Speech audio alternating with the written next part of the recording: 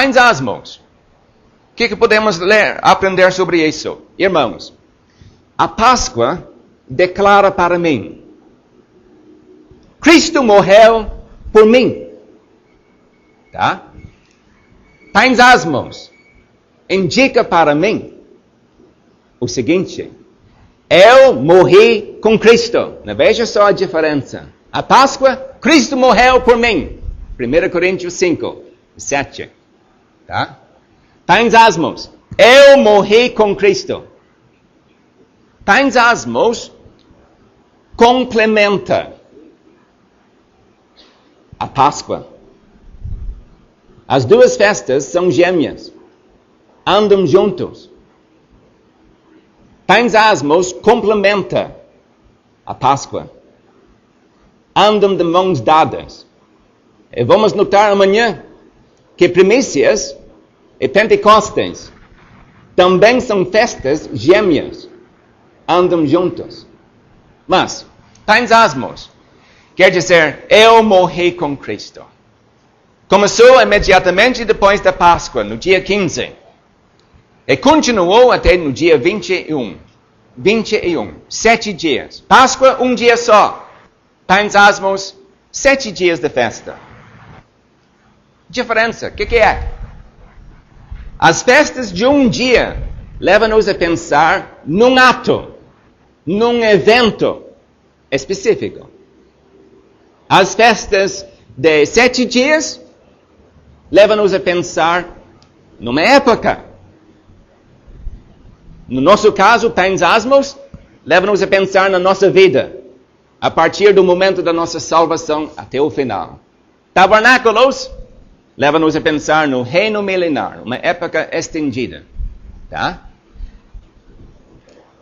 Então, estamos pensando na necessidade de santidade de vida.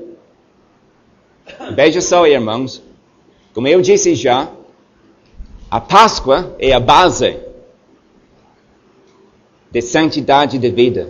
Ou seja, para uma pessoa realizar uma vida santa, tem que ser salva.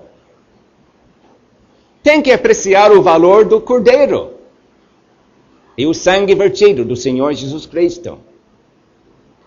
Então, uma vida santa tem que se iniciar com uma conversão genuína.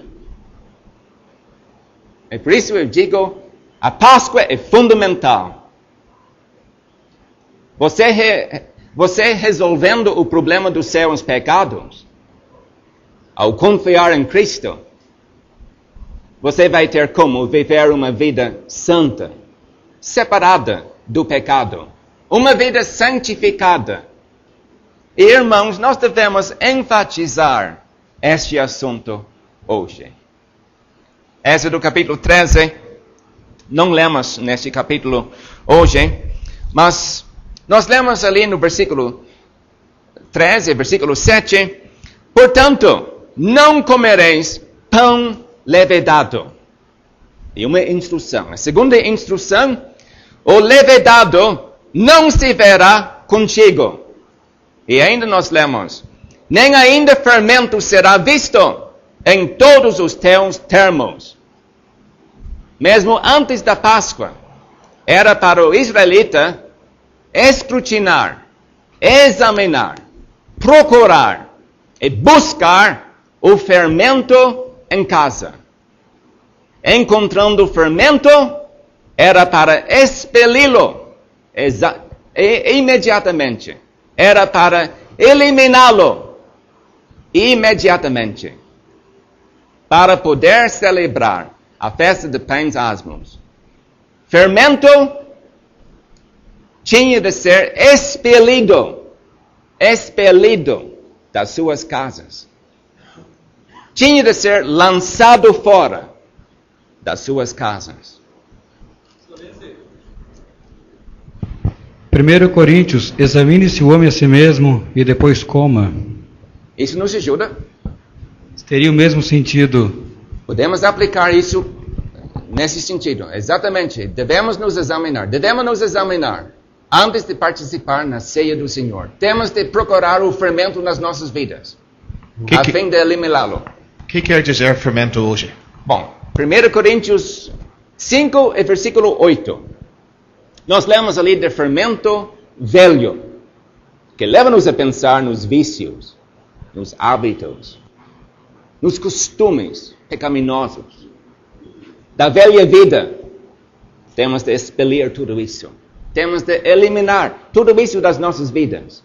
Ainda em 1 Coríntios 5 e 8, nós lemos ali do fermento da maldade e da malícia. Então está bem explicado ali. Todo o vestígio de maldade nas nossas vidas, de malícia. Nós temos de eliminar tudo isso das nossas vidas. Ainda nós lemos do fermento dos fariseus, que é a hipocrisia. Irmãos, temos de lançar fora a hipocrisia, fingimento. Ouvimos disso ontem à noite. Temos de lançar isso fora das nossas vidas. Nós lemos do fermento de Herodes. O que é? Mundanismo e também imoralidade. Temos de lançar fora das nossas vidas todo o vestígio disso. Ainda nós lemos do fermento, vamos dizer, dos Gálatas. O que é? Falsa doutrina. Temos de nos livrar de tudo isso, irmãos, a fim de poder ter comunhão com Deus a vida inteira. 7 dias da festa, nossa vida inteira, tá? E o fermento, dando lugar para um pouquinho dele, ele se espalha, ele aumenta. O crente pode pensar, mas é só um pouquinho disso, que mal tem isso?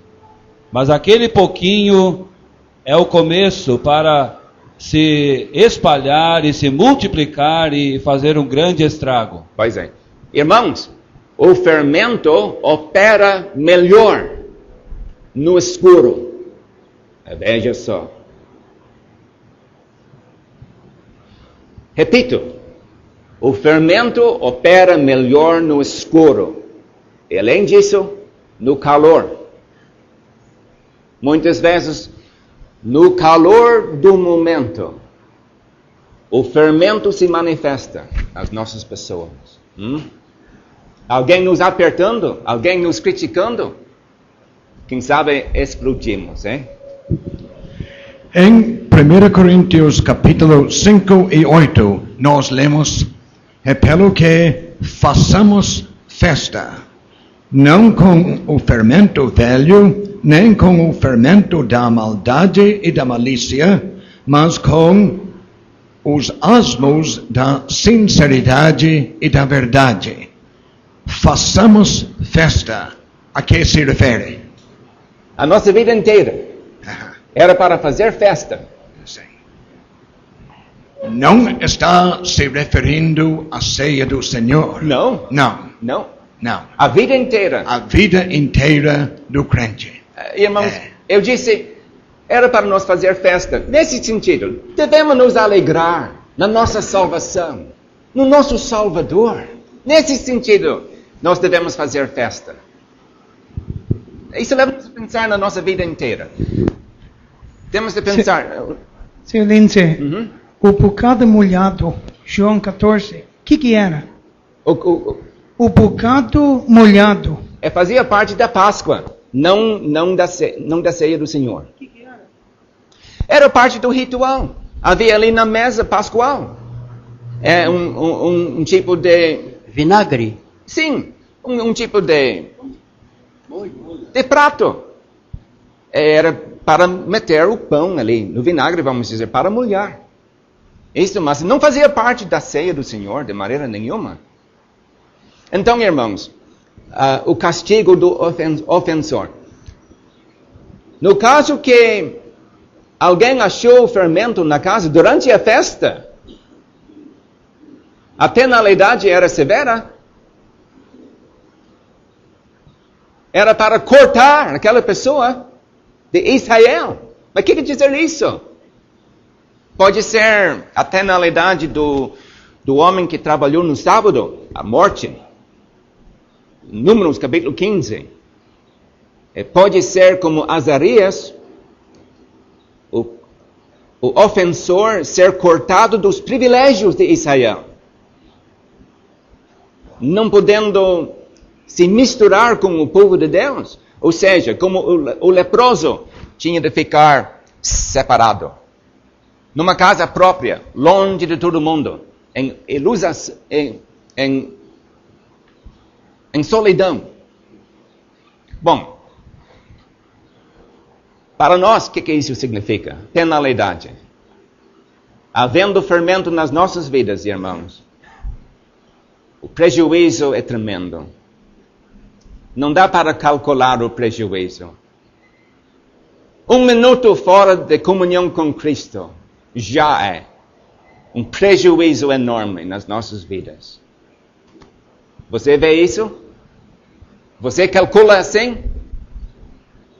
1 minuto fora de comunhão com Cristo, havendo fermento na sua vida, proibindo a sua comunhão com Cristo. Mesmo por 1 minuto, o prejuízo é enorme. Quem sabe eu deveria dizer também, dependendo do caso, fermento na sua vida pode envolver a sua expulsão da comunhão da igreja. Será cortado da comunhão do povo de Deus. Então, um caso muito sério. Não deveria haver fermento nas nossas vidas, pecado nas nossas vidas. Mas eu não tinha tempo para entrar nas ofertas exigidas por Deus durante os 7 dias de pães asmos. Nos 7 dias, em cada dia, tinha de haver 2 bezerros. Tinha de haver também um carneiro. 7 cordeiros. Multiplicando por 7, temos 70 holocaustos. Tinha de haver também manjares, não vou entrar nos detalhes. Tinha de haver também um bode para expiação, cada dia. Mas o que isso quer dizer, irmãos? Olha, vivendo uma vida santa, separado do mundo, vamos ter como apreciar numa medida maior a pessoa de Cristo. As ofertas levam-nos a pensar em Cristo. O holocausto na sua consagração total a Deus.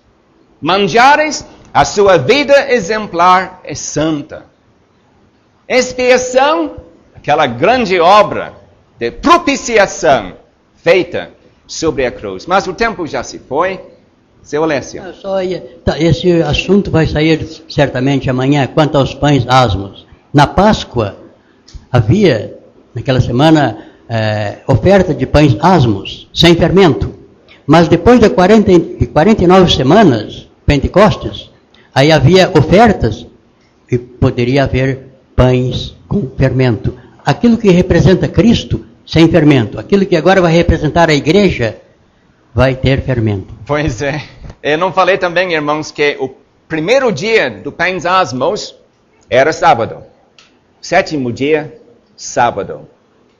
Vamos dizer, a Páscoa caindo numa terça-feira. Isso quer dizer que a quarta-feira era sábado. E tinha o sábado regular, no final da semana, vamos dizer. E na próxima semana tinha mais um sábado, na quarta-feira. E no final daquela semana, o sábado regular. Isso quer dizer 4 sábados em 2 semanas. Isso vai acontecer em outras festas também. Mas tudo isso, para mim, é muito interessante. Muito obrigado pela ajuda dos irmãos. Esperamos, pelo menos, irmãos, que agora tenhamos um apetite para examinar mais de perto as belezas das festas de Jeová.